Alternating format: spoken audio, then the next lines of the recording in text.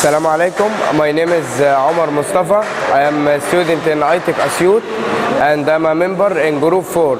Our project is disc wood chipper machine. There is a lot of kinds of disc wood chipper, but we choose this machine because it serves wood workshops. Our project consists of a lot of parts.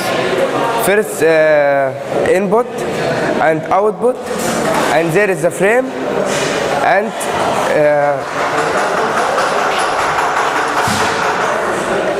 there is a flange or disc, and two pulleys turning the flange by the motor.